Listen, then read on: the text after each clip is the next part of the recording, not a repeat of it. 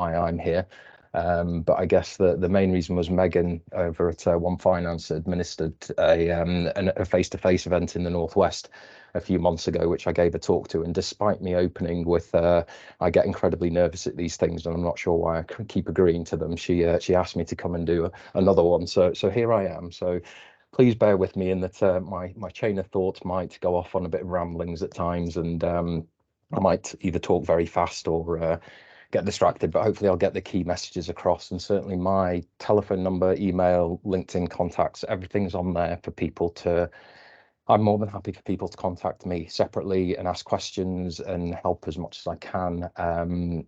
Like I say, a little bit about that slide there in terms of me. I started my career after I graduated in the NHS, primarily Northwest based, and I worked over at the Christie Hospital for a number of years, where I worked as a service manager, recruited a team of 15 while I was working there. For my sins, those of you that will be exposed to it, I did a dissertation on the agenda for change process. And those of us that have been in the NHS for quite a while, it was back when the NHS had a bit of money and they funded for me to do an MSc in leadership.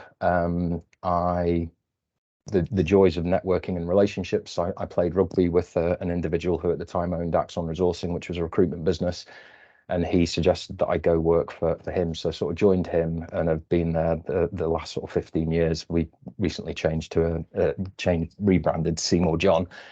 But essentially, I've done 15 years worth of NHS career coaching, recruitment, leadership, been involved in thousands of interviews, both supporting people go through interview processes, but also clients go through how to improve their interview process to make it a better, fairer, transparent process where individuals can get good feedback from them. So I guess one of the biggest pieces of work that I did when I first joined the recruitment world was it was as PCTs were transitioning into CCGs.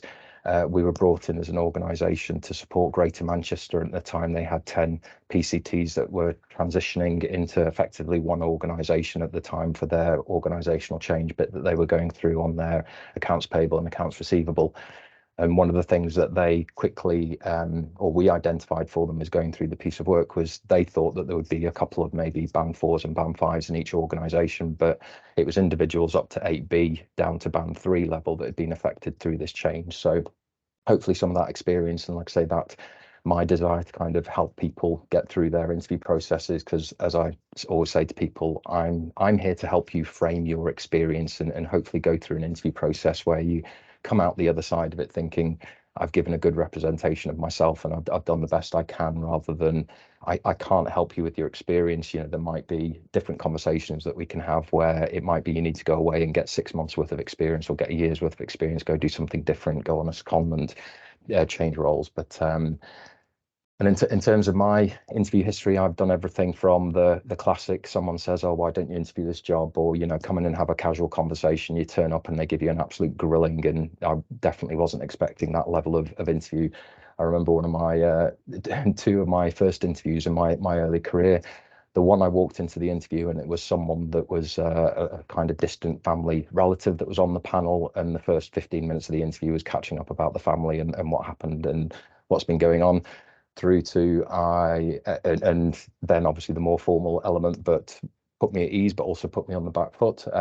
But another interview process where I was just invited in to have a casual conversation with someone, and they gave me an absolute grilling to the point where when I left the what was an interview process, I felt very sort of downhearted about my experience and my skills, because they very much picked holes in it. And I guess that taught me early on in my career about the sort of preparation. And even if you're going in for an informal chat, whether it's an internal interview or an external process, making sure that you are prepared. And hopefully today we'll go through some of those hints and tips around how to prepare yourself and make sure you're going in with that ability to demonstrate your skills and experience in the best possible way to showcase it in an interview.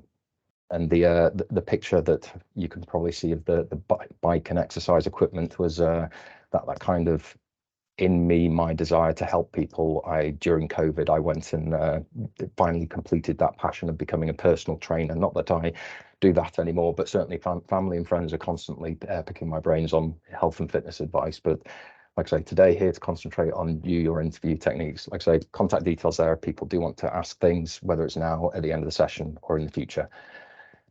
But we'll kind of get into the meat of it now. But I've approached this session that assuming that the focus of the session, rather than necessarily applying for an external role and think about your career and where you might want to move, very much taking it from you're currently in an organization that might be going through a restructure or a change, and you're having to apply for something internally within your organization. So going to cover off some of those bits around organizational change and what a recruitment manager might be looking for and expecting as you go through that process, how to kind of help you when you're researching for that type of role, because again, can be very different to an external process as to how you approach things.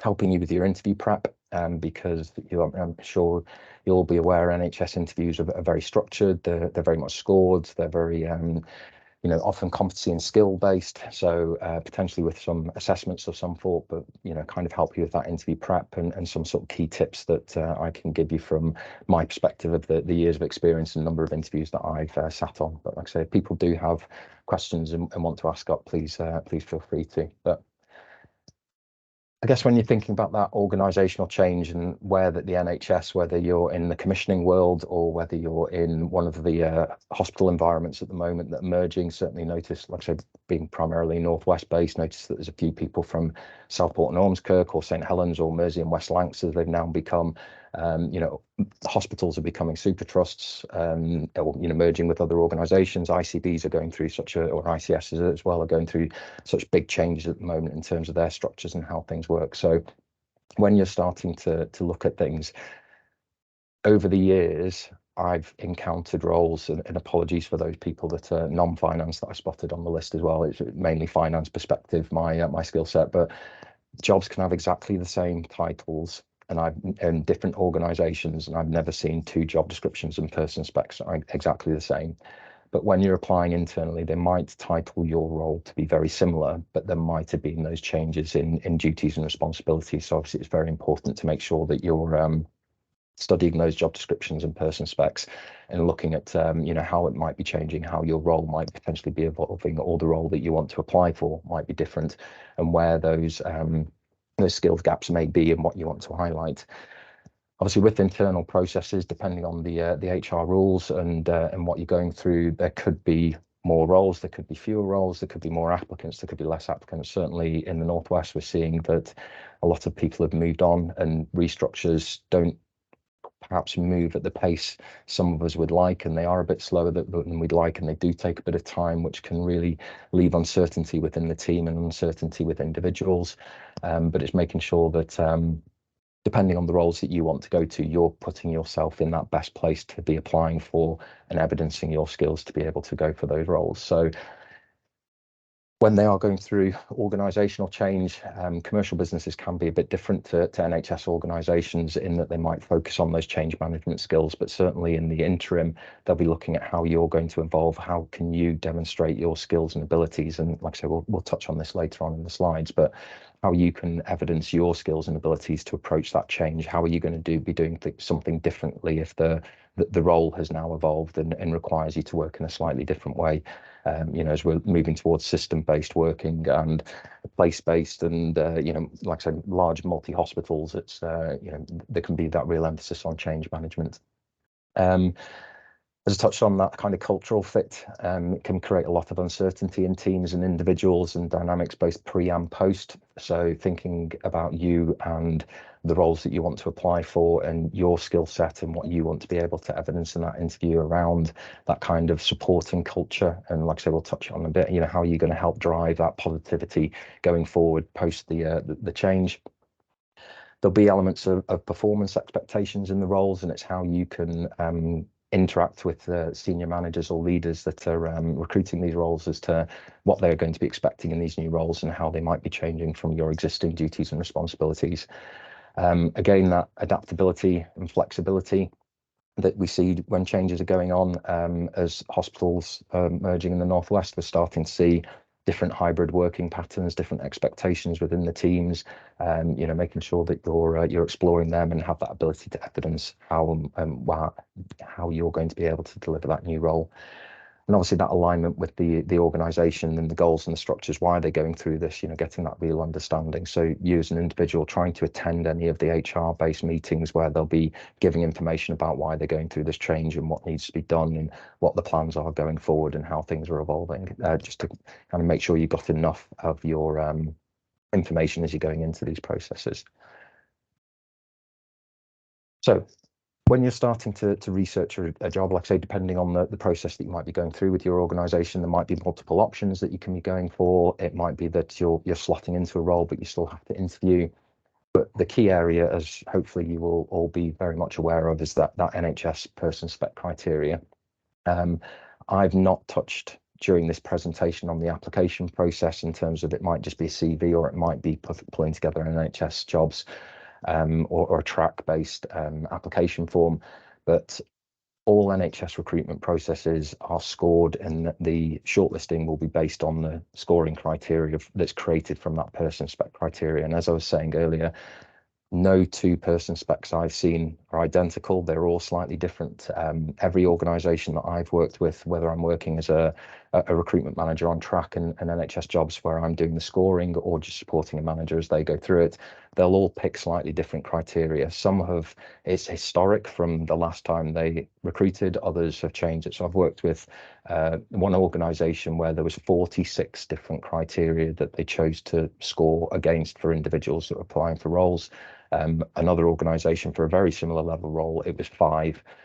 So very different experiences from recruitment manager in terms of shortlisting the applicants, but also what applicants needed to evidence in their application forms. But this is also the starting point for your preparation for the interview as well, starting to understand what are the areas that I might be missing, or what are the new duties and responsibilities that are being in this new role that I'm applying for, and have I got experience that I can potentially put through? And again, touch on it in a few minutes around that STAR process, but what's going to be my starred example to be able to evidence my ability to do that particular point on the person spec or job description. So they'll all be slightly different. You can't rely on, well, this organisation had this one. It's a case of going through the individual role that you're applying for and making sure you're ticking off that criteria.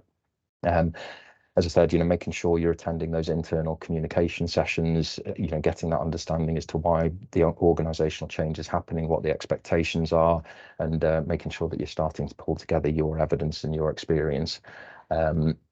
And like I say, the range in person specs can be huge in different organisations. But when it does come to researching the role, where you can, I'd always encourage, and I guess point number 7 is external preparation that we'll touch on in a second, but I'd always encourage that conversation with the recruitment manager, whether that's an internal role or an external role. It's trying to get that time with that individual that they can hopefully give you some guidance as to why they're going through the process, what's happening, what the change in duties and responsibilities are, get that greater understanding so that when you're coming to pull your examples together, you've got a good understanding as to what the recruitment manager might be looking for or what the key areas might be that they're going to focus on.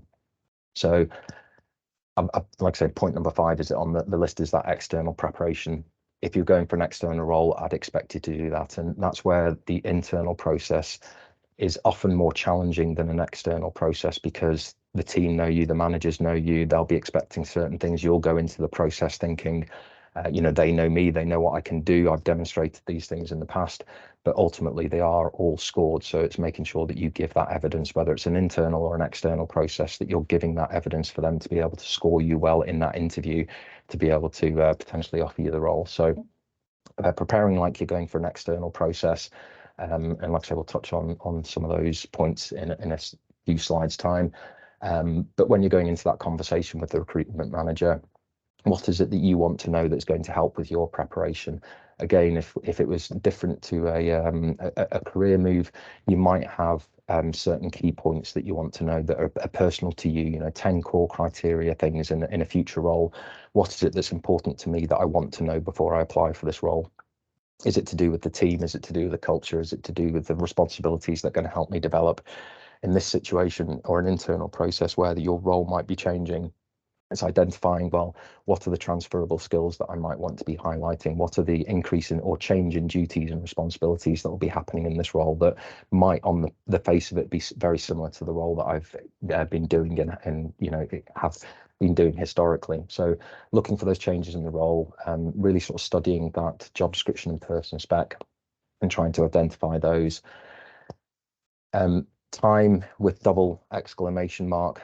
These things aren't quick and easy. I'm certainly not, and I'm sure it's coming across during the talk. I'm not someone that can think on my feet particularly well. I like to practice and research and write things down. And some of the tools that I'll make available towards the end of the session and on the slides, I'm very much a person that likes to go through that preparation, sit down and work through it. And like I say, if someone throws me a question off the top of my head, I struggle more than if I've kind of thought about the example in advance. So dedicating that time to it. I'm sure you've all experienced recently where you've logged into NHS Jobs and your previous application forms have been deleted by the servers as they've updated things, and completing an NHS Jobs application form is no longer a sort of 20-minute job. It should be a few hours, so you kind of got to dedicate that time. And again, that dedicating that time to your interview process and preparing yourself. So it's the deep frustration that I have with people that I'll often sit down and give some interview coaching to is they're calling me the day before and saying, I've got an interview tomorrow and how can you help and guide me? Yes, life gets in the way, families get in the way, social gets in the way, but it's making sure that you try and block off that time to be able to dedicate yourself to do that research and do that preparation for an interview. The bottom one is applying for roles that you're interested in, because I'm conscious that I again had conversations when we were supporting Manchester PCT at the time. The number of times we'd had chats with people and they'd be saying, "Oh, I'm not going to go for that role because Martin's applying for it and he's really keen," sort of thing. And then you speak to Martin and he's saying, "Well, I'm not going to apply for it because I think Sarah would be great for it," and then you end up with no one applying for it. It's making sure that if you see a role that you're interested in that meets your criteria that you're looking for, like I say, going back to the research, the conversation with the recruitment manager, reflecting on that person spec criteria as well. How much of that criteria do I hit? I've had conversations with people over the years where for like complete extreme examples, but I'm currently working as a domestic assistant, but I'd like to come and be your finance director. And that's great to have that level of ambition, but it's also looking at the transferable skills and duties and responsibilities and what are your starred examples that would be able to evidence that criteria. So going through those job descriptions, and again going back to the time point, there might be multiple roles at a specific level that you might be interested in, and you want to try and commit that time to exploring them in the appropriate way.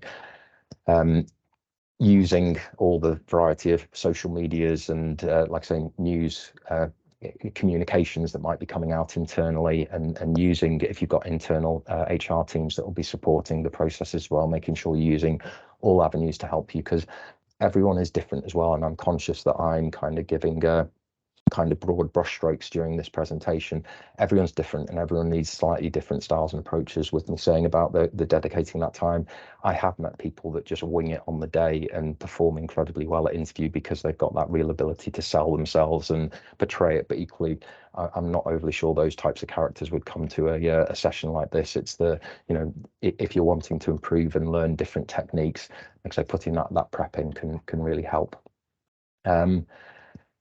As I've touched on, and as hopefully you are all aware of, but if not, the most important way of answering your interview questions would be going through the STAR process. So that's situation, task, action, result, and I've got a bit more on the next slide as well.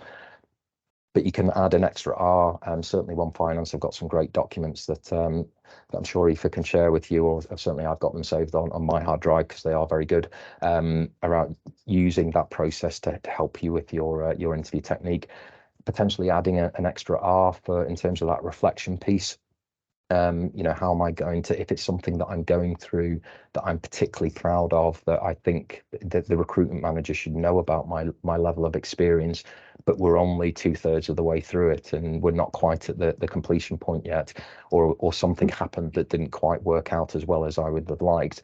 What's that ability to demonstrate that I'll reflect on it, I'm open-minded, I can learn from it. So when you're going through that STAR process, it's also kind of thinking of each element as 25%.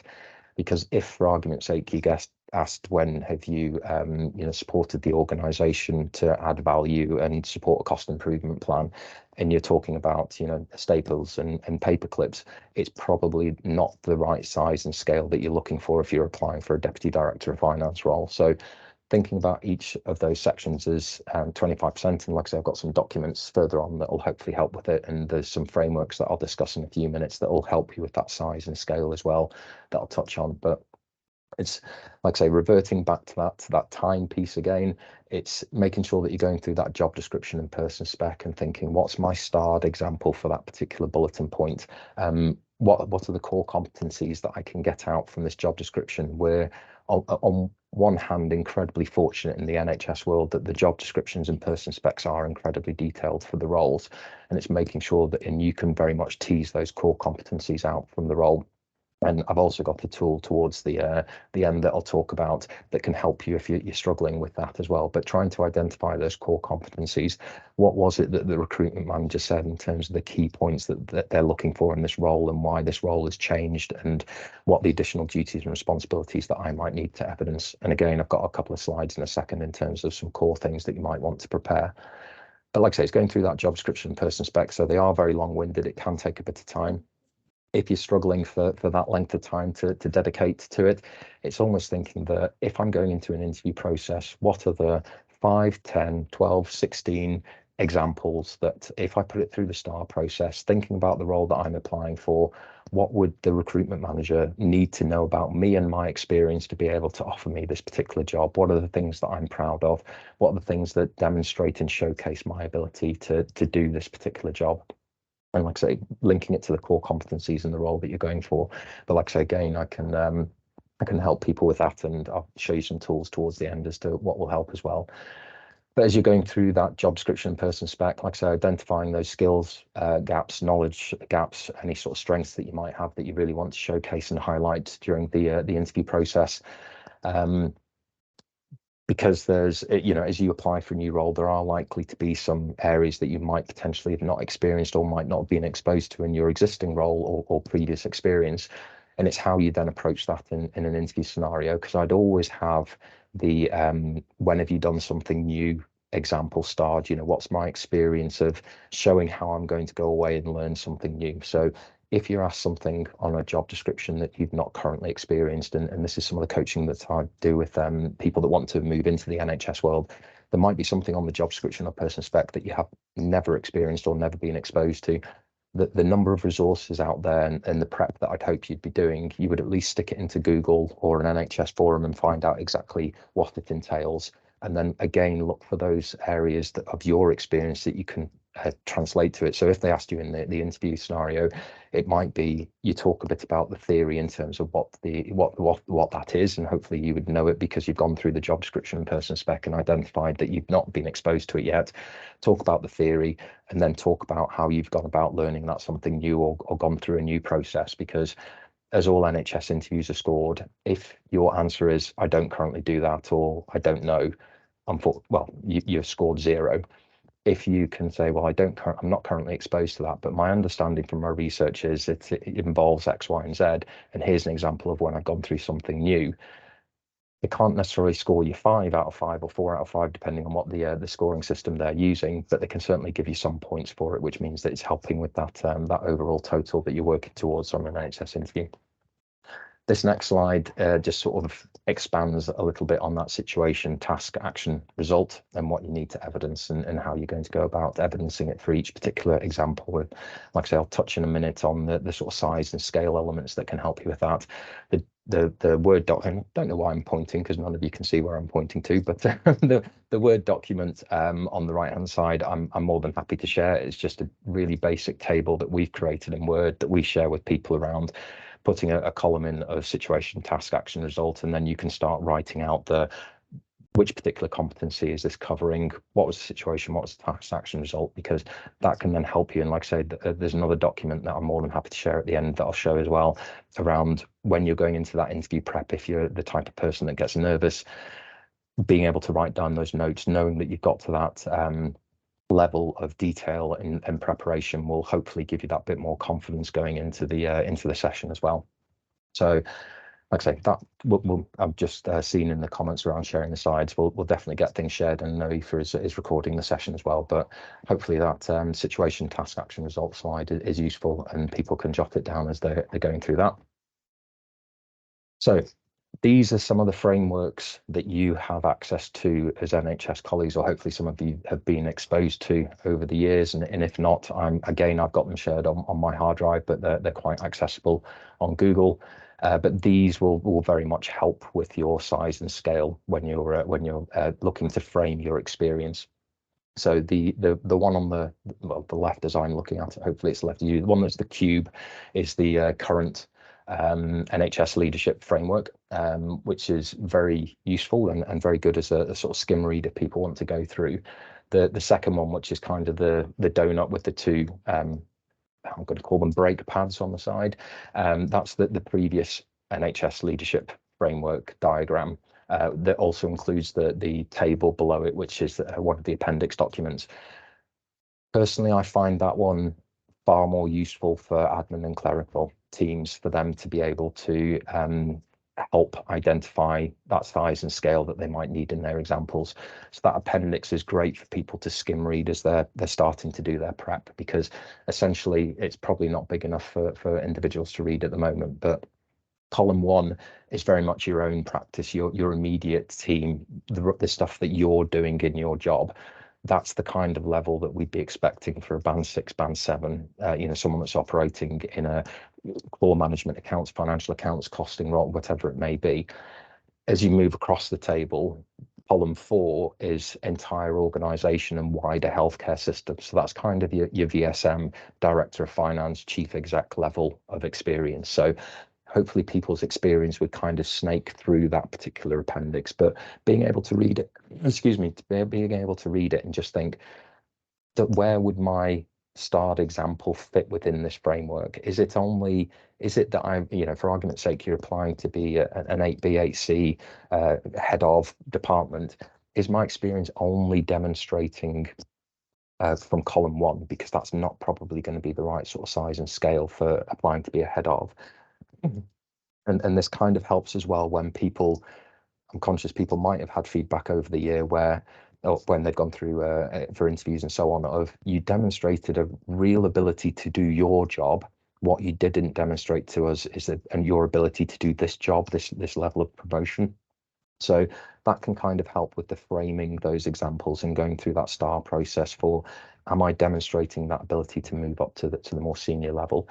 And again, the National Finance Academy One Finance finance competencies, again, document that I think it was, or the most recent one was shared a couple of years ago.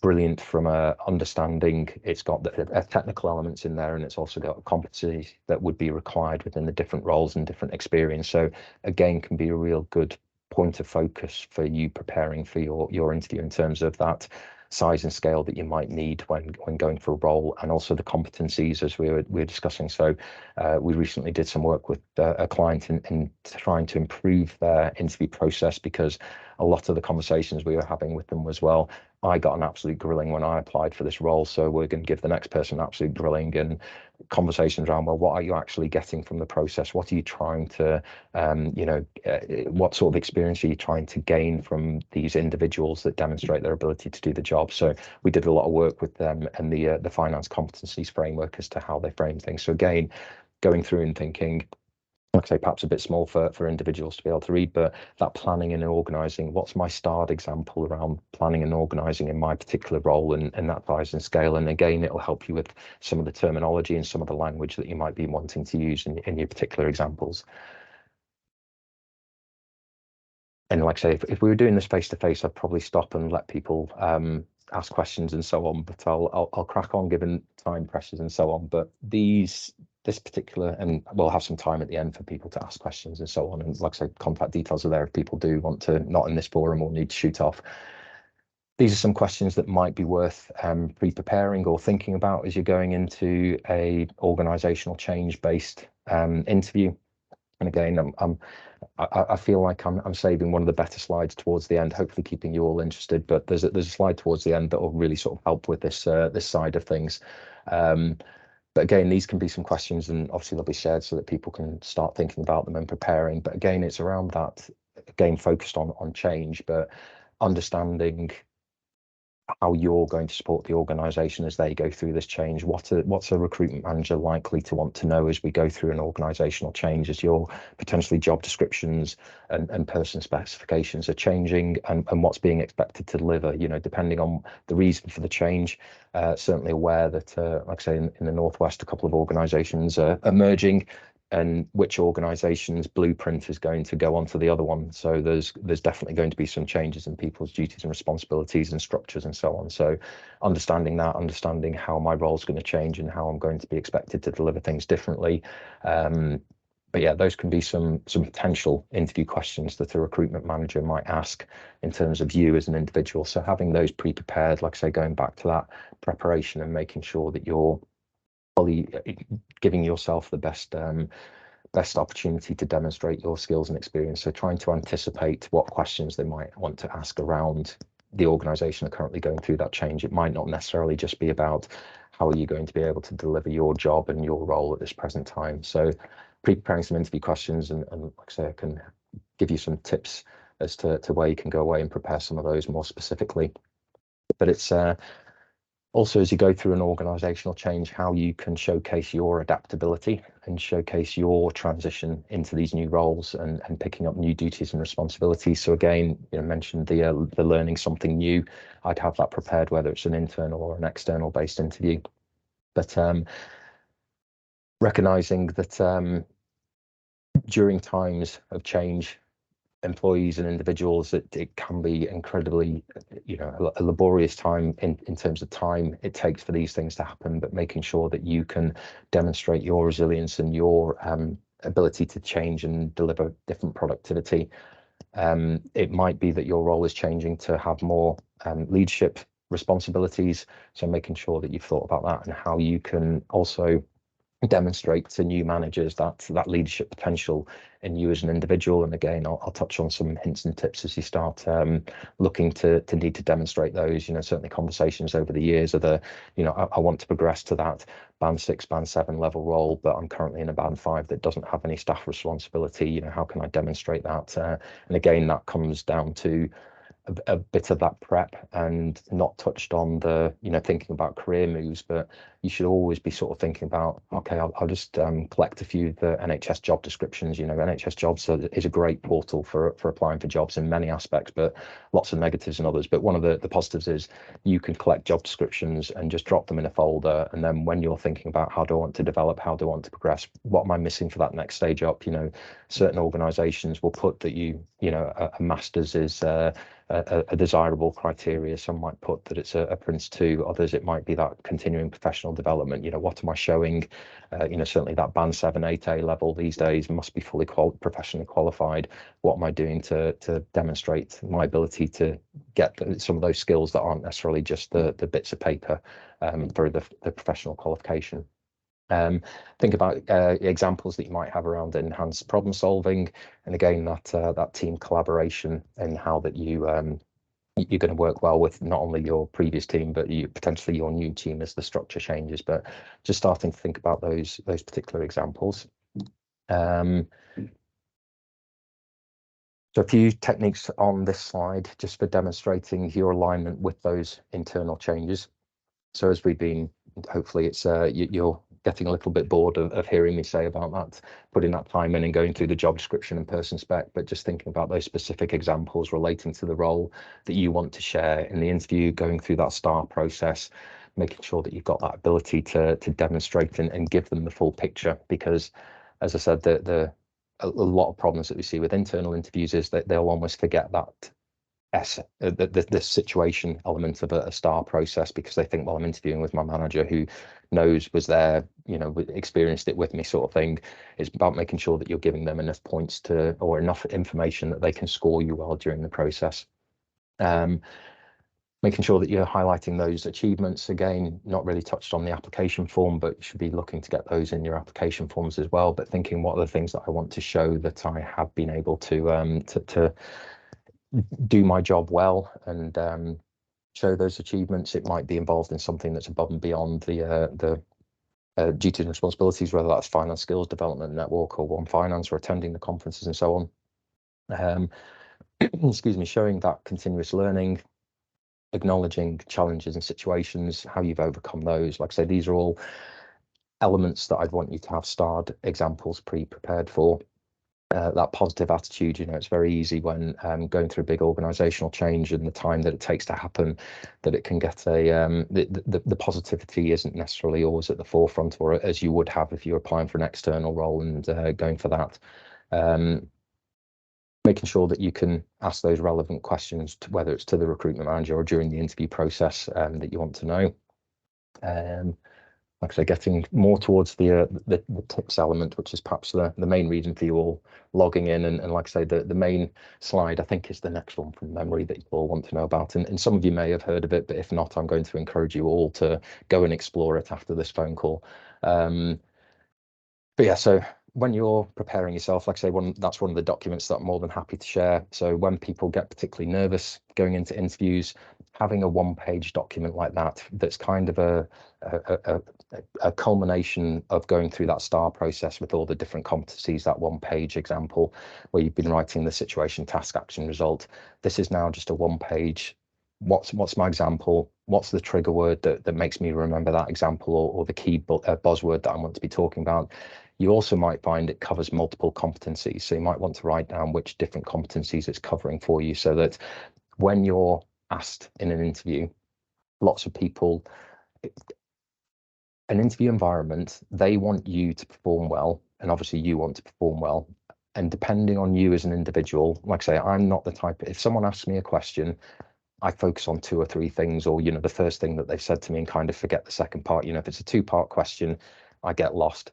So taking a small notepad in and being able to jot down those key words that will remind you of which bits do I want to talk about, or having that confidence to say, can you repeat the question? Have I answered everything that you're looking for? So making sure that you, like I say, having that one page. If you're going in with an entire book full of examples, or you've got pages and pages of research that you've done, and you're constantly flicking through trying to find the example that you want to talk about, it's not going to come across as well as if you've done your research, you've got it down to that one page.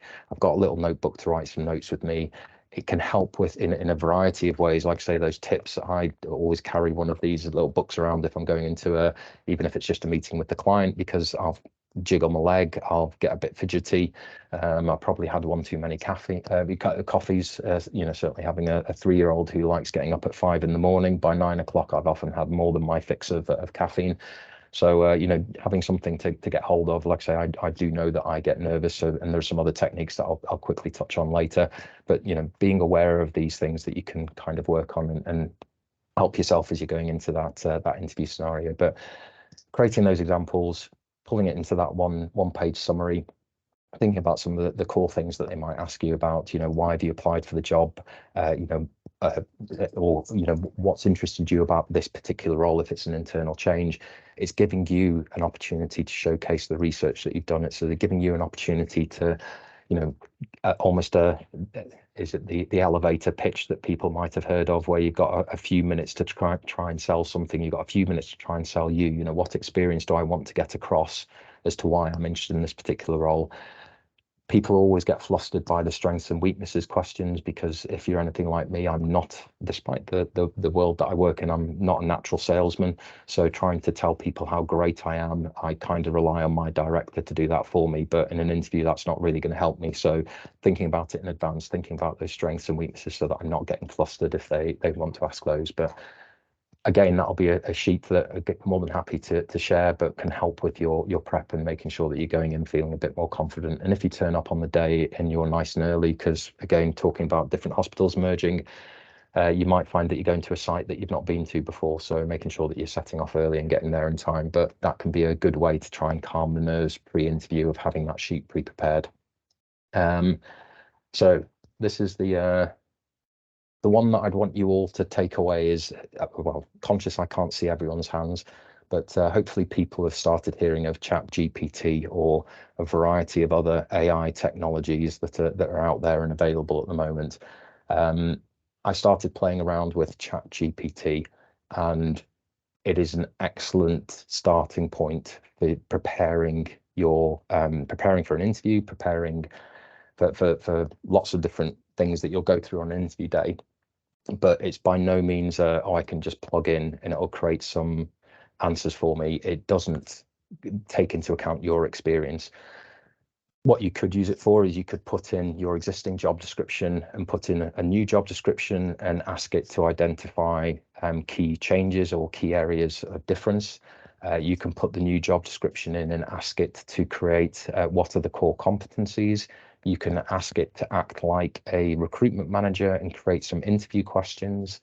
You can then ask it to create a framework to answer those interview questions. So it really is, like I say, if it's something that you've not experienced before, it is mind-blowingly scary how good it can, prepare things for you. But like I say, the bit that you still need to do is be putting your experience on it. So although it can give you a guide, although it can give you a framework, it's not putting your experience into it, but it can be a very useful tool for a starting point, like I say, to identify those different competencies, identify what questions might be asked in an interview, and how you can then prepare yourself. And like I say, almost revert back to those, what's my star for each point, putting it into those documents, condensing it down into that sheet that you're eventually going to take into interview. Other sort of interview tips that are on there, like I say, practice. I'm someone that if I do it on the spot, I invariably miss something or forget something that I wanted to talk about that might be a key point of information. So practicing it with someone, if it's not a peer, the networks are fantastic.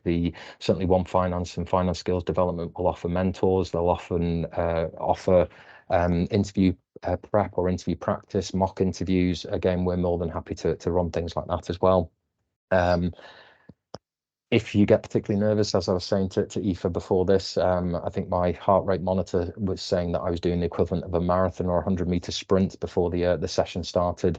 I found a gentleman called Sam Harris on, you can find him on Audible or YouTube or Spotify, and he does guided meditations that just help with your breathing, which if you're someone that needs that kind of either a distraction or help with relaxing and calming you down, it's very useful. Or finding a tool that works for you. Again, it's identifying those areas for you as an individual that might be something that you want to work on. I remember working with someone who was particularly nervous and didn't like new environments, so doing a practice drive to the new organization, working out where the parking was, working how much change you needed for the parking meter, going in and meeting security and talking to them, getting an idea of the forum and where she'd be sat and what was going on, just made them feel significantly more relaxed going into the process than just turning up on the day and trying to wing it. But for other people, that's not a problem or an issue. I've got friends that would never think to do any research and could just wing it on the day. But like I say, if identifying for you as an individual and what might work. Where you want to focus your attention is another one. People that will contact me and say, oh, I've got a stakeholder group, I've got a test to do. More often than not, the interview is the main area that I'd want you to focus on and spend the majority of your time. It's like almost going back to those good exam techniques. What are the marks per minute that I need to be thinking about? And a test, I always say to people, if you do okay on the test but do terribly in the interview, you're probably not going to get the job. If you do okay on the test but brilliantly in the interview, you've still got a really good chance of getting the job. So thinking where you want to focus your preparation time, depending on what time you've got in advance. Like I say, those preparation documents that I'm happy to share, but distilling it down to that will hopefully give you the confidence. Using a notebook, remembering that conversation with the hiring manager, remembering as well that they want you to do well in the interview. They want you to get your experience out. So it can be often difficult in the heat of the moment, but asking them, is there anything you'd like me to expand on? Was sat in an interview process a number of years ago, so got some good and bad examples of internal processes where the individual had done that much research. There was reams and reams of paper that they came in with their preparation folder and certificates and so on, and they barely asked anything. And she was a bit like, well, I've done all this research, I'm going to showcase it to you. So at the end of the interview, she said, I hope you don't mind, but can I just tell you about some of the things that I've prepped and researched and some of my other experiences? And she went through it all. And at the end of the process, I said, well, that was why we wanted you in the job anyway, is that you know, that degree of preparation work that you do is just second to none. But the scored elements that we'd already done, you scored very well in as well. Through to individuals, and I can't remember if I've left this particular slide in. Here it is. Well, the Batman one is for a bit of lightheartedness towards the end of the session. But I have sat in internal interviews where, because it's dress down day, people will come in their tracksuits and t-shirts and flip-flops, and you know, yes, there's a place for being comfortable, but also being smart and business attire. As we're saying about location, even internal processes, if you've merged with another organization, it might be somewhere different that you've not been to before, and how you get there and so on. Those notes and folders and explaining that you're nervous, it's perfectly acceptable to go into an interview process and explain that you are a bit nervous and it might take you a while to settle down or gather your thoughts. And like I say, having that notebook, being able to jot a few things down can be useful. And remembering that everyone that you meet on the day, maybe not so for internal processes, but certainly we've experienced on external processes where they invited the former chief exec to come back and give the guided tour of the organisation, and how the individuals interacted with that chief exec was also part of the communication element of the scoring process during the interview. And candidates weren't necessarily aware that there was a former chief exec that was interviewing them as they walked around, sort of thing. So just, and there was a clip that went viral, some of you might have seen it a few years ago, where I think someone was on the tube and knocked the individual over and basically told them what they thought of them. And fast forward half a day and they were suddenly sat in the interview room with the same individual, having not been particularly kind or pleasant to that person. So making sure that you know, you are on interview mode during the run into your interview processes. Thinking about your body language as well. Like I say, I'm someone that does get nervous, and kind of, despite being, you know, 110 kilos of former rugby player, I still kind of hunch over and make myself very small in an interview chair. So, you know, being conscious of that. You know, we have done work with individuals where, you know, filming yourself, you know, I know that the younger generation are a bit more comfortable with Instagram and filming themselves and posting, etc. But you know, making sure that you feel comfortable in your body language going into the interview room and greeting people, because there might be individuals that you've not met or interacted with, especially if the organisation has been merging with different managers and so on. Conscious I've waffled quite quickly and brushed over a lot of things quite quickly. Like I say, happy to the next slide is all my contact details again if people want to keep that, but I thought I'd try and have a little bit of time at the end if anyone had specific questions now or wanted to ask me anything. But like I say, more than happy for people to take my details, give me calls, have chats, share documents. If there's anything that I can help with, more than happy to. But I shall shut up there and let some other people talk if they want to. But thank you very much.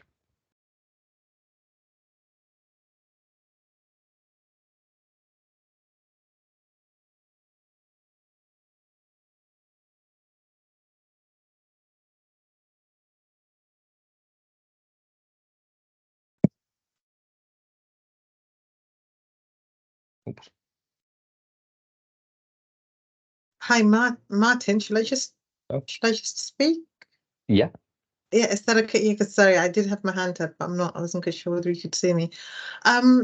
This is a really rookie question, but I still get stuck on what are your strengths and weaknesses? I can give like, you know, pertaining to the job and the personal aspect and the job descriptions, there are a few strengths I can talk about, but then there is also a very long list of weaknesses I can talk about because I'm my own worst critic. But I just wouldn't want to, you know, list off all those weaknesses without, you know, with you know, with really kind of shooting myself in the foot. So I really still really struggle with that.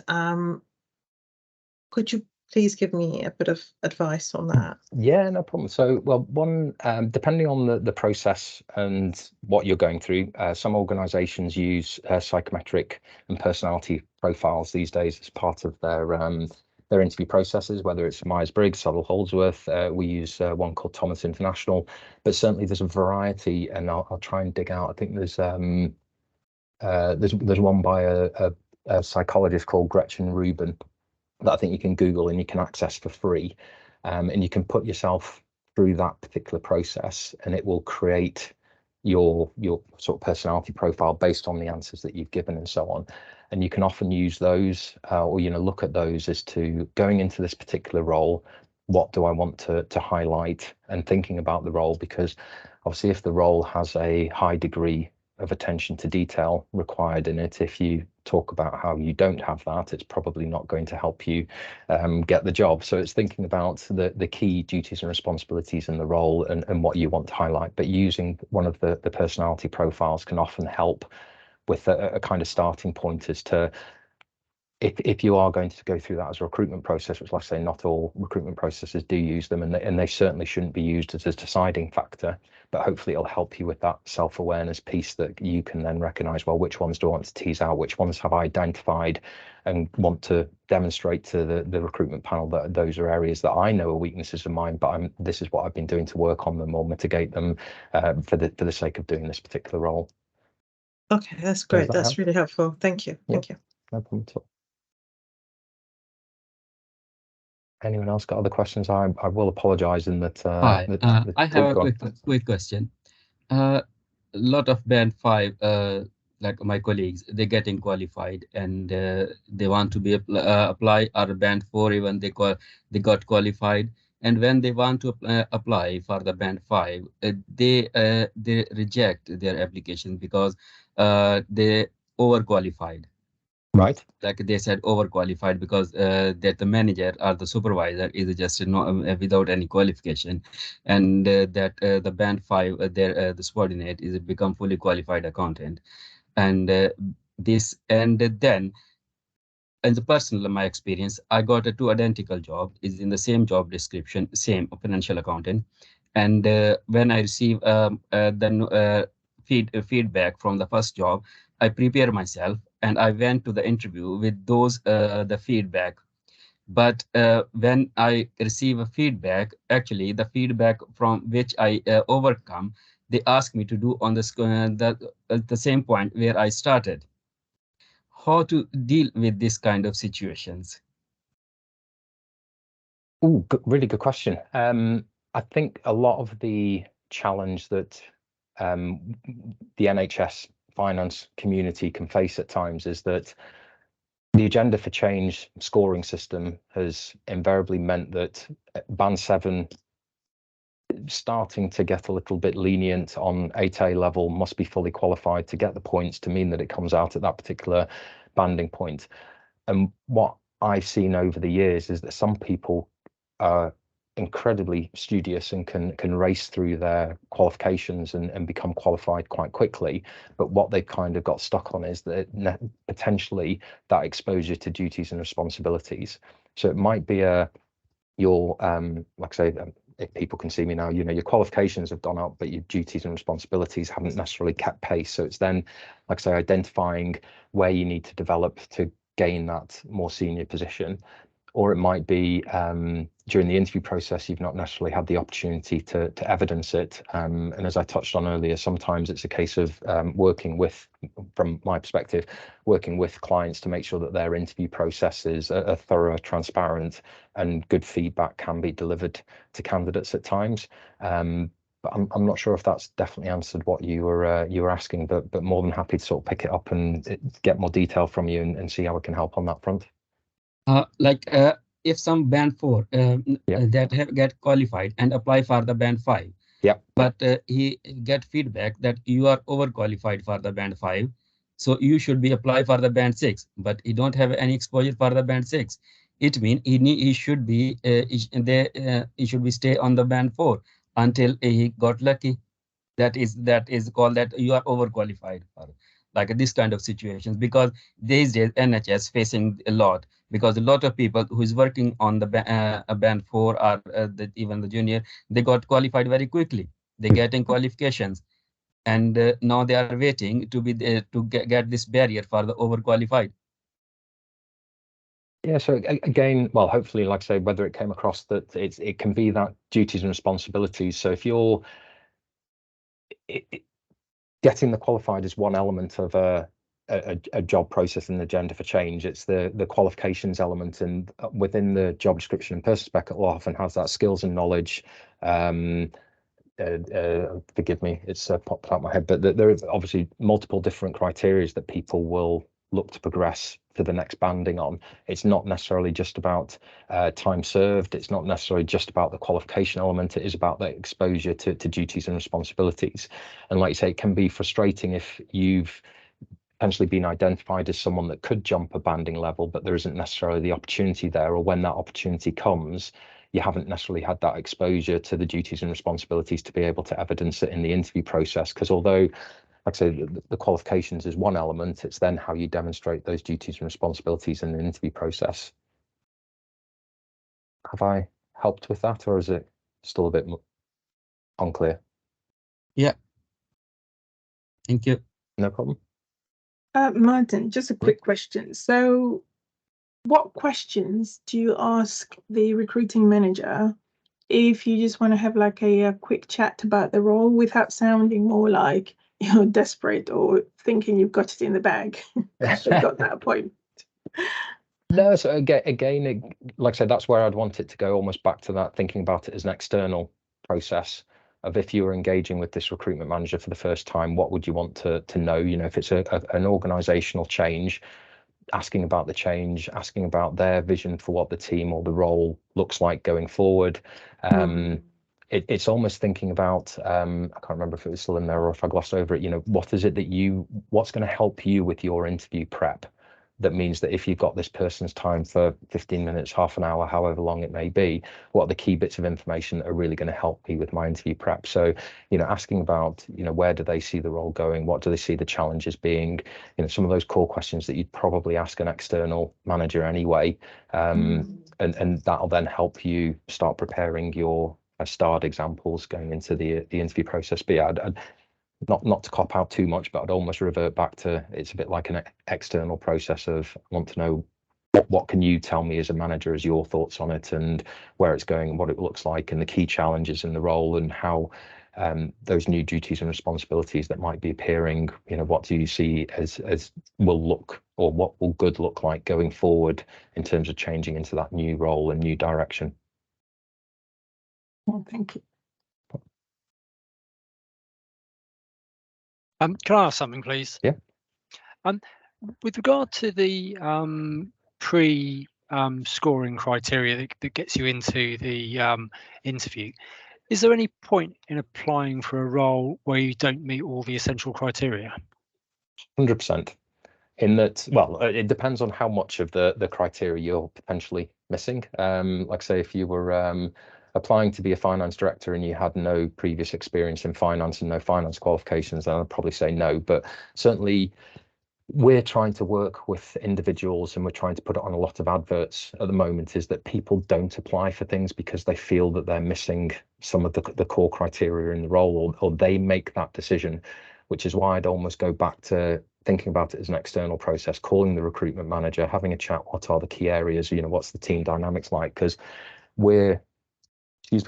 I'm quite fortunate as essentially a recruitment consultant, sat down with recruitment managers, is that I'll spend time getting to know where are the degrees of flexibility within the role, what can you afford to be flexible on, or can you you know, develop someone into the role? Because I'm sure you've all experienced at the moment, across the NHS there are more vacancies than there are individuals in the system. So some organisations are really struggling to recruit at the moment. Others are obviously going through big changes and so on. But those that are really struggling, it's kind of becoming you almost want to start recruiting on potential rather than just what it says on paper and just what that experience is in the background. Obviously, there will still be some essential core criteria that you need to score in order to be able to invite for interview. But it's then how do you structure your interview process to get that potential out of someone rather than just an experience-based interview process. But we started putting lines on our adverts that, you know, if you don't meet 100% of the criteria, please do not let this deter you. We'd encourage you to have a conversation with the recruitment manager, because it's them finding out exactly where you fit. Because you might, like I say, either be been doing some work with people in the Northwest that are looking to transition out of some of those really sort of technical NHS finance roles, you know, the costing, the income world, where you kind of get pigeonholed at times. How do I move into a finance business partner role? How do I move out of, you know, or into a more finance business partnering type environment? Or remember early on in my career, I sat down with someone as they were going through restructure and said, you know, how can I help you with your NHS finance career? And they said, well, actually, Martin, I've got a real passion for baking and I want to open my own bakery. So, you know, how can you help me go down that route? Which wasn't necessarily what I was prepared for at the time, but it's about you know, recognizing that you're going to recruit on potential, you're going to recruit on that ability. Different teams, different organizations will have that ability to flex depending on what the makeup is of their existing team. Like I said, I did some work with a Northwest-based client where they ended up taking someone that had never worked in management accounts because they were able to demonstrate and went through a sort of thorough process around, I've got all this potential in. They were in the systems world at the time with the finance systems role, got all this potential, but I've never formally worked, you know, done the qualifications, etc., but never formally been in finance business partnering role. So it can depend on the organization, it can depend on the environment, but the advice I'd give you at the moment is if you're doing that prep around what's important to me, why am I looking at this role, you know, is this the right sort of step? Don't rule yourself out because you've looked at a criteria and thought, oh no, I'm not going to meet that, I've not got experience of X, or I've not worked in a provider, I've always been in commissioning, or whatever it may be. Don't rule yourself out. Let the recruitment manager rule you out from that perspective, in that they'll look at the candidate pool, they'll hopefully have the potential selection of people that they'll invite to interview. And like I say, it really depends at the moment that some clients are operating very differently. So some are kind of going with the traditional, well, we're going to interview 4, so we've got 4 interview slots, and how do we narrow it down? It doesn't work with a different client where they said we've got 15 that we can't separate on paper, so we're going to invite all 15 for interview and just try and find that real diamond during the process. So long-winded answer to you, I'd explore it with the recruitment manager, but certainly not let it put you off if you're meeting a lot of the essential criteria for the role. Okay, thank you. That's very interesting. Thank you. Yeah, no problem. Anybody else like to ask anything while I've got you all, or I'll let you get back to the, I imagine, very busy day jobs, and I can try and let the heart rate calm down. I'll go listen to a Sam Harris guided meditation or something and try and calm down a bit. But but as I said, you know, contact details have been shared, and I'm sure Aoife will share the slides, etc. But honestly,